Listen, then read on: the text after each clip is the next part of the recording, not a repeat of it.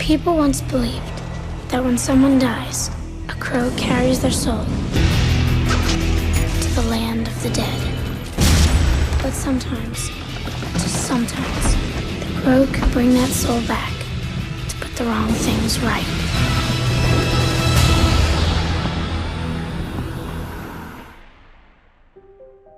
On March 31st, 1993, Brandon Lee, the son of martial arts legend Bruce Lee, showed up to the set of The Crow in Wilmington, North Carolina. Just 28 years old, Lee was ready for his big break, and The Crow seemed like the perfect vehicle to catapult the young star out of his father's enormous shadow and finally carve out his own name in Hollywood. The movie was adapted from a comic book of the same name by creator James O'Barr, and Lee was set to play the role of Eric Draven, a rock musician who's killed by a dangerous gang in the city but is then raised from the dead by a supernatural crow to avenge his death. Given the obsession with dark and gothic superheroes, this was the era of Tim Burton's Batman movies, and long before the rise of the cheerfully snarky Marvel superheroes like Iron Man, Lee fully understood the importance of nailing the role and making the movie a success, sensing that this could be his ticket to a lasting career in the industry. By all accounts, he poured himself into the role, working closely with the stunt coordinator to fully commit himself to looking the part and nailing the fight choreography. The character was supposed to look more like a pale rock star than a superhero, so Lee, who had a naturally athletic build like his famous father, went on a strict diet and exercise regimen to remove any bulky musculature and take on the lean and sinewy appearance of a goth rocker. And it didn't stop there. Because the character rises from the dead, Lee would dunk himself in bags of ice to mimic the feeling of someone rising up from the dead. Many of the rain-soaked scenes were filmed in near-freezing temperatures, with Lee mostly nude already, so dunking himself in an ice bath before shooting left folks on the set with the distinct impression that Lee was not only a consummate professional, but also dedicated to making the movie a success. And it was paying off. Expectations were high as the film moved into its final week of shooting. After getting through grueling weather conditions on the set, the schedule was about to shift to some of the more easy, happier flashback scenes. There were just 8 days left until the movie wrapped principal photography, and Lee was looking forward to the break. Just a week after finishing filming, Lee and his fiancée, Eliza Hutton, were supposed to get married in Ensenada, Mexico. The two had met a couple years earlier when she was an assistant for action film director Rennie Harlin and were excitedly planning their future together, with Eliza shuttling back and forth between Los Angeles and Wilmington to spend time with Lee on set. The scene they were filming on March 31st was critical. This was the scene in which Eric Draven is shot and killed by a character named Fun Boy, played by Michael Massey, setting into motion the resurrection and revenge story that plays out over the course of the film. Filming began around midnight at Carroll Coast Studios in Wilmington, and Massey was supposed to shoot him from a distance of 15 to 20 feet. In preparation for the scene, the armorer on set loaded a blank round into the chamber of the .44 Magnum revolver. A blank round is essentially a cartridge that explodes but doesn't contain the projectile that is actually fired out of the barrel of a gun. Instead, you get a muzzle flash with no bullet. And this is exactly what was loaded into the gun on the set that day. But it all went terribly wrong when a simple mistake ended Brandon Lee's life and rocked the film industry. But did the industry learn enough to never repeat the mistake again? I'm Derek Kaufman. I'm Jason Beckerman. And this is Last Days, Brandon Lee.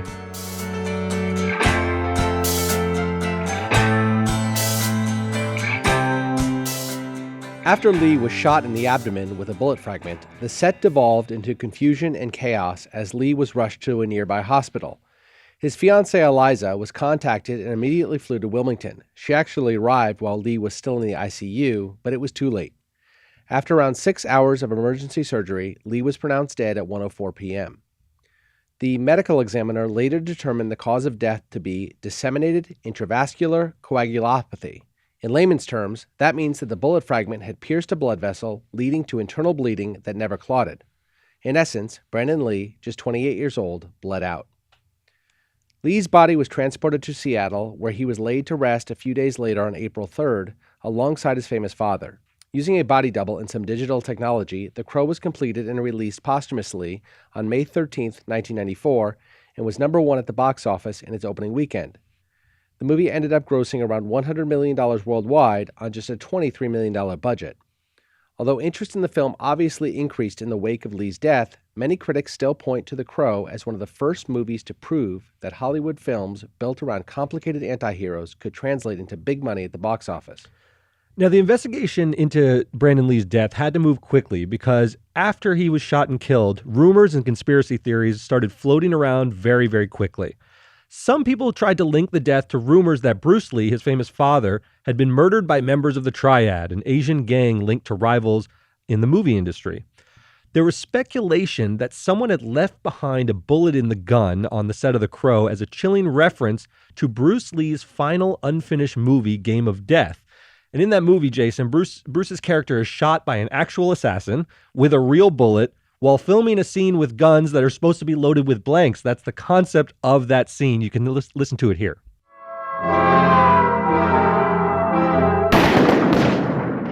Cut! Hey, Billy, what's the matter? Hey, what's happening here? What happened? What's wrong? My God! He's hurt! Somebody call a doctor! It's uncanny. It's very eerie to see the scene playing out with what's supposed to be a blank and a gun, killing actual Bruce Lee on screen. It's very, very strange. But at the end of the day, none of these half-baked theories have any reasonable connection to the truth, and only ended up making the episode even more painful for family members, underscoring the need for a real investigation into what happened on that set to put these rumors to rest and find the truth. And that criminal investigation did come about. It was launched to figure out exactly what happened on the set that day. Investigators quickly learned through forensics that a blank had actually been loaded into the gun prior to filming the scene, which should have made firing the weapon completely safe. There should have been a muzzle flash from the hammer hitting the blank cartridge, but without a projectile fired out of the barrel, nobody would have been hurt. The problem turned out to be that close-up shots of the barrel of the gun are often taken with something called dummy cartridges. In order to look realistic, you need an actual projectile in the barrel of the gun for close-up shots, and blanks don't have a projectile tip. It's a dead giveaway that the scene is fake and can hurt the realism of some scenes. So a dummy cartridge is essentially a real bullet projectile without the gunpowder. Think of it as the opposite of a blank, which has the gunpowder for the muzzle flash but no projectile. So police determined that the tip of one of the dummy cartridges, again, that's just the tip without the gunpowder in the back, broke off in the barrel of the gun while they were filming those close-up shots to make it look like the gun was actually loaded.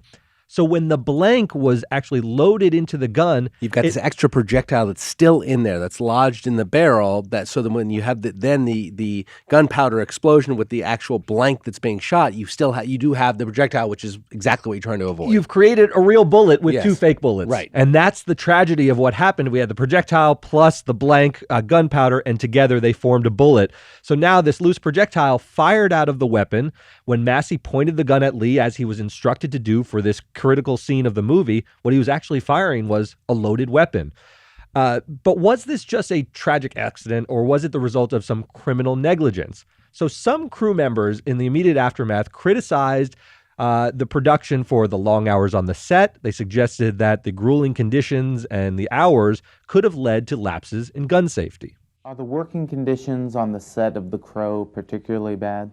Extremely long hours, 18-hour days back-to-back at times, pushing 90 to 100 hours a week in 6-day weeks was way too much. Do you think that overwork, that exhaustion might have resulted in this accident? Safety precautions, all of them were definitely not followed. It could have been prevented with better management. Now, it's important to note that there were other members of the crew who disputed this and said this movie was no different than many similar productions, which frequently entail long hours on the set, tight deadlines, and strict budgets. And they said this was no different, and this was just a tragic accident. The North Carolina District Attorney, Jerry Spivey, ultimately decided not to bring any criminal charges under the circumstances. He found that the case, at best, presented evidence of simple negligence, but not criminal wrongdoing. And as we know, Jason, simple negligence is something you can bring in a civil context, but it's not a criminal offense. So it appeared that the precautions had been taken to load and unload the dummy cartridges for the close-up shots before loading the blanks. And although checking the barrel for any loose projectiles would have saved Lee's life, the DA didn't think there was enough evidence to rise to the level necessary to prove criminal misconduct. Again, you need gross negligence to rise to that sort of involuntary manslaughter. We see this all the time. We saw it in the context of the Rust case, which we're going to talk about at length in a few minutes. But it happens all the time. When somebody dies, something went wrong. And just because something went wrong does not mean that there is somebody who is criminally liable for the act. It can be tragic accidents.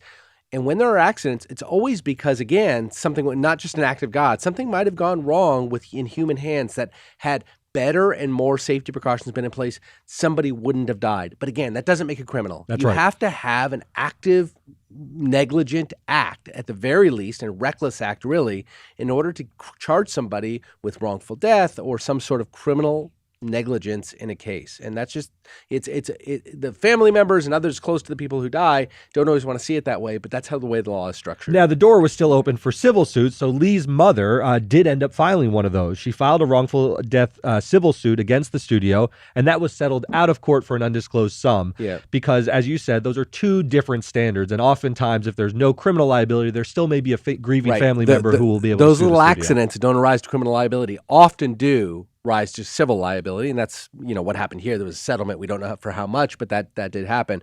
Massey, the actor who shot the weapon during the scene, lived with the guilt for the rest of his life. He told Extra TV in 2005, "What happened to Brandon was a tragic accident. It's something I'm going to have to live with. It took me the time it took to be able to not so much put it in perspective, but to be able to move on with my life." Massey said he became, quote, "very conscious of things going awry on set after the tragedy, but after a long hiatus, did eventually return to acting as a terrorist on the hit Fox TV series 24 and a satanic murderer on the NBC miniseries Revelations." In 2016, Massey died of stomach cancer at the age of 64.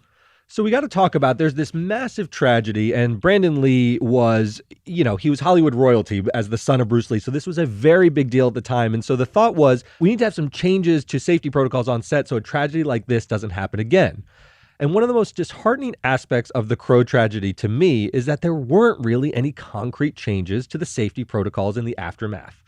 The film industry is diffuse and complicated, Jason, and some of this actually works against improving the safety measures. There's competition for where things are going to shoot through tax incentives and lax regulation. You're trying to attract productions to film in certain locations, and one of the ways you attract productions is by saying, hey, it's easy to film here. Right. It's cheap. We're not going to be looking over your shoulders constantly. And because of that dynamic, regulations tend to be pretty lax. It's also a natural conflict between the people who are trying to create the content in the best possible way, in the most realistic way. We're talking about that, how the bullet looks coming out of a chamber, that sort of thing.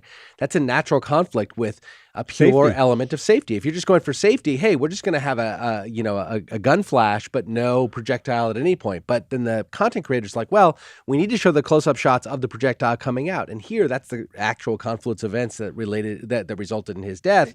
There's People a natural demand conflict realism. there, right? Yeah, and we, the audience, demand that realism as well. And we'll call out things like that. We'll pick the nits, right? Exactly if we right. don't see that kind of the proper authenticity, and we don't like that. And so there's this natural sort of conflict that's happening there. Yeah, there's a real tension. So, that said, even though there weren't grand scale changes, there were some informal norms that developed on sets involving guns, and many actors were quick to point these out in the aftermath of the Rush shooting that happened very recently with Helena Hutchins on the set and Alec Baldwin fatally shooting her. George Clooney, who was good friends, this is an interesting fact that came up. George Clooney was actually good friends with Brandon Lee, and in the aftermath of the Rush shooting, every questioner would say, get a comment from another celebrity about the tragedy on the Rush set, and George Clooney made some very sharp comments about the importance of gun safety, saying after Brandon died, it really became a very clear thing. Open the gun, look down the barrel, look in the cylinder, make sure. It's a series of tragedies, but also a lot of stupid mistakes. Every single time I'm handed a gun on a set. Every time. They hand me a gun, I look at it, I open it, I show it to the person I'm pointing it to, we show it to the crew. Right. Everyone does it. Everybody knows. And maybe Alec did that. Hopefully he did do that. So, he's... So let's get into it. Right. Let's compare the Russ and the Crow tragedies. Look, it's impossible to talk about Crow and Brandon Lee without talking about the Russ tragedy. There are a lot of similarities, some differences as well, sure, but a lot of similarities. It's been nearly 20 years since Brandon Lee died. You have this sort of history repeating itself on the Russ set. Alec Baldwin, who fired the fatal shot, as Derek said, that killed Helena Hutchins, and two others, armorer Hannah Gutierrez-Reed and assistant director Dave Halls, were criminally investigated in the Rush shooting. Halls, who reportedly yelled "cold gun" before it was handed to Baldwin, took a plea deal. Prosecutors ended up dropping the charges against Baldwin, though as of this time it could theoretically be refiled. And the remaining case against the armorer is still pending. There's several key differences. I mean, the rush to compare this to The Crow was immediate. I mean, it happened almost 20 years after you the and fact. I in the newsroom hearing about the shooting said, "Oh my God, it's just like Brandon Lee." Yeah, everyone made the comparison, but there's a lot of differences between the incidents. First and foremost, Baldwin and others were merely blocking the scene and rehearsing when the fatal incident occurred, as opposed to Brandon Lee and Massey were actually shooting the scene. This was a live actual. This was ready to go, ready to roll, and that's when that tragedy happened. This could matter because it was argued that Baldwin squeezing the trigger during the rehearsal was entirely unnecessary. They were simply blocking the scene, meaning putting tape on the ground for you standing here to make sure the camera captures this shot, and there was really no action being filmed. He did have the weapon and maybe wanted to sort of aim it and get through the motions, but squeezing the trigger was technically unnecessary, although it's very hard to hold him sort of responsible given that he says cold gun was yelled out and he thought he had a cold gun. Right. Massey had to fire the weapon. So that is a distinction, though, because the scene was being shot. So an actor in his situation, arguably, he has a little bit less culpability for squeezing the trigger because the scene was actually being shot. Second, a live round was actually loaded into the weapon on the Russ set. And this is critical, which is different than what happened in the Brandon Lee Crow tragedy. As I said, two fake bullets made a real bullet. Exactly. In the Rust situation, and this is a very important distinction, the armorer had live ammunition available on the set that was mistakenly loaded into the weapon. So a real bullet was put into Alec Baldwin's gun. It's not a combination of a dummy cartridge and a blank. This is less the tragic mistake that we talked about earlier and more a really highly negligent or reckless act, it seems like, when somebody actually picked, and it turns out to be the armorer most likely, picked up a live bullet and slid it into the chamber of that gun. That's very different than what happened in the Crow shooting. It's very different, and we've heard, these a dummy cartridge and dummy blanks and live bullets feel very different to people who are sophisticated about this. Some of them rattle. There's things that if you're in the industry, this is not a mistake that should be made. That's why you hire an armorer who is successful in the industry or experienced in the industry and That's make right. these decisions, right? And as a third matter, there were numerous safety lapses in the Russ tragedy that were simply not part of the investigative findings with the Crow. There were allegations that Alec Baldwin was not taking the weapons training sessions seriously and would spend much of the time on his phone. The armorer on Russ, Hannah Gutierrez Reed, was allegedly too young and inexperienced for the role, and according to prosecutors, may have been partying the night before and possibly even hungover on set. This case is still pending, and she has denied these allegations. There were reports of a generally lax attitude about safety on set, although in the wake of the Crow tragedy, you also heard about lax safety regulations. Right. So that's something that comes up in the wake of any tragedy. At the end of the day, it's just not surprising that the Rush shooting has gotten a lot more criminal attention than the Crow tragedy. It happened 20 years ago. We are, every year that goes by, we get more and more invested in safety and making sure that things like this do not happen. So there was a lot of shock about the death of Helena Hutchins that may not have existed back in the day in Brandon Lee's case, although certainly that was shocking as well. And at the time of the Brandon Lee tragedy, there were vows to the point you made earlier that such a tragedy just wouldn't happen again. It wouldn't be repeated on set. And although accidents happen, things like this seem entirely avoidable with sufficient safety protocols in place and the requisite attention to detail of all of the huge technological breakthroughs that we have. You think these fundamental elements of safety, gun safety on set would have been overcome by now, but clearly they're not. Yeah, I mean, in the wake of the Rush tragedy, you were pretty outspoken saying, like, Alec Baldwin had no criminal intent here, and I think you're right about that, but the sharp comments that Clooney made in the aftermath do resonate a bit with me. He said, look, after Brandon, everything should have changed. I always looked in the barrel, and you said, hey, that's armchair quarterbacking, and I understand that point. I think Clooney is more diligent than others are, because we heard from others who simply said that that's not the way it is on the vast majority of sets. But it sounds like it should be, right? It sounds like you should look down, not to check whether the bullet's a fake or a real bullet, although that's great too, but you can't expect an actor who has no experience in that to recognize the difference. But Clooney did talk about looking down the barrel. That's something that, could have prevented the tragedy in Brandon Lee's case. But I don't know that even doing that, do you really want it left to Alec Baldwin of the world to differentiate between a real bullet and a blank? I don't think so. Yeah, right? It's a very tough question. And it was harsh. It was a harsh rebuke from George Clooney because I think he's emotionally connected to Brandon Lee. So, but I tend to agree with you. Let's talk a little bit about why Brandon Lee's death was so important. As I said, he was the son of Bruce Lee, but it's important to go back to the beginning. he was the son of the world's most famous martial artist, and he was trying to both leverage his connection to that lineage without being trapped by it. And that's a difficult thing to pull off.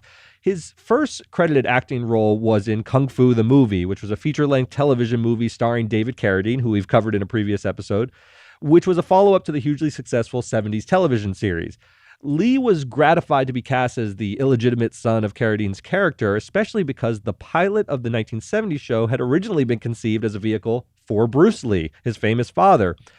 Lee's breakout lead performance was actually not in an American film, though, but a Hong Kong action crime thriller called Legacy of Rage, where Brandon played a young man wrongly accused of a crime, and the movie ended up winning multiple awards and was a critical darling at the 1987 Cannes Film Festival. But Lee didn't immediately translate that into success in Hollywood, and he bounced around action movies and B-movies for a period of time after that. Things really started to change for Brandon in 1991 when Universal Pictures started to look for an actor to play the role of Bruce Lee in an upcoming biopic, Dragon, the Bruce Lee Story, which brought a renewed interest in martial arts movies and Bruce Lee's legacy. Lee did not end up getting the role, partly because the producer did not think he looked Chinese enough. Lee's mother was not Asian. The role ended up going to Jason Scott Lee, no relation to Bruce, who said he was initially intimidated by taking the part, but eventually spoke to Brandon about it. He says that Brandon told him not to treat his father like a god, saying his father was just a man who had a temper, a lot of anger, and someone who found mediocrity offensive. Brandon would often spend hours talking to the director Rob Cohen to ensure the movie did justice to Bruce Lee's legacy without overly glorifying his father. Lee eventually got a role in 20th Century Fox action thriller Rapid Fire after the producer saw a screening of Legacy of Rage.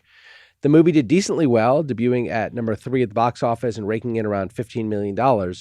Although critics didn't care for the movie, Lee received positive reviews for his charisma, martial arts skills, and humor. Yeah, I wanted to lay out this context about the background to show you how important The Crow was. He was sort of slowly building credibility within the industry, and these were action movies. If you're not a big sort of fan of that genre, you may not have heard of them, but they were a big deal to people who were fans of that genre. But The Crow was putting him on another level. It's important to note that The Crow was not something that was coming on blind and we're going to see how it's going to do. It was a widely hyped movie. Everybody knew about it. Everybody knew about Bruce Lee. It had a real resurgence at this time. And there was a lot of curiosity and interest in Brandon Lee getting his first big role. This is going to be a really big movie, with or without the death. I actually, there's a lot of talk about how the box office numbers were greater in the wake of Brandon Lee's death, but this is going to be a big deal regardless. Yeah, it was timely. We were entering into that superhero sort of phase of Hollywood, and he was at the inception of it. And that's why I think it's important to talk about the counterfactual with Brandon Lee, because he really was starting the big part of his career. He was 28 years old. He was about to enter his prime with a big movie that he worked very, very hard on. What do you think about that? What do you think Brandon Lee would have done with his career had the tragedy not occurred? Yeah, he was really starting to come into his own, as we talked about. The Crow seemed like that was a ripe opportunity for him. He was fully aware of his father's legacy, but looking to carve out one from his future. The movie has become a bit of a cult object, right? This is something that you know well and we've talked about before, about how The Crow helped define, Brandon Lee, obviously because he died doing it. It's defining for him, but it also sort of, makes you think about what his career would have been but for this tragedy. Yeah, it's tempting to think of The Crow as only popular because it's the movie where you get to see a man killed on film, but it's really not that, because they filmed so much of it. This was the last week of shooting, and there are a lot of scenes where he's just acting, and you really see flashes of the charisma and the charm that Bruce Lee had in his son, yet in a sort of different mode. Bruce Lee was always sort of shirtless and in fighting mode, and Brandon turns in sort of a kind of nuanced performance, as much as you can do so in a comic book type movie. Brandon was fluent in English. He had a lot of advantages that his father, as making largely English language films, wouldn't have had. Bruce was famously gruff on set, right? Famously was difficult for some people to deal with. Brandon didn't have any of that, by all accounts. I mean, we know Clooney was his buddy. By all accounts, he's a really good guy. Yeah. And he would have, I think, you pointed out the Jackie Chan comparison. I think that's maybe a route that he could have gone really successfully. Bilingual, could have been really successful. It's what seems most apt to me, because there was a self-effacing quality to Brandon that you did not see in Bruce Lee. You certainly didn't see in the muscled up guys like Jean-Claude Van Damme and Steven Seagal of the same era, who were very self-serious. Took themselves very very seriously, right? Very Exactly. seriously, and to Right. this day even take themselves Right. very, very seriously, sort of a humorless approach. He didn't have that. It just seems like he'd be an interesting career to track over time. His father is a cultural icon. He's much more than a martial artist. I'm not trying to say that Brandon Lee was going to reach the levels of Bruce Lee in the popular consciousness, but I think he would have been a worthy successor, someone who could have carved out a real career and, died in his late 20s. So there was really a lot of time for him to explore that. Yeah, so Brandon Lee's film legacy was left incomplete as a result of the tragic accident, and the painful memories of his loss surfaced after the tragedy on the Rust set. Eliza Hutton, who'd been engaged to Brandon Lee and planned to marry him 2 weeks after shooting Wrapped on the Crow, posted a photo of the young couple shortly after news broke about the death of Helena Hutchins with a simple caption, "There's no such thing as a prop gun." Lee's sister Shannon echoed the sentiments, sending condolences to Hutchins' family and tweeting from the official Brandon Lee account, quote, "No one should ever be killed by a gun on a film set." But I think ending this podcast on a note of gun safety would really be a disservice to the memory of Brandon Lee. So I wanted to give the final word to his younger sister Shannon, who reflected on seeing her brother's performance in The Crow after its posthumous release. I had to go see it because I knew that Brandon would be so proud of his performance. He was so proud of this movie. And so I went to go see it in a nice big movie theater. I picked the biggest, fanciest movie theater that I could find and went to go see it. And I'm so glad I did because he was phenomenal. And the movie was a great movie. And I'm just really proud of him.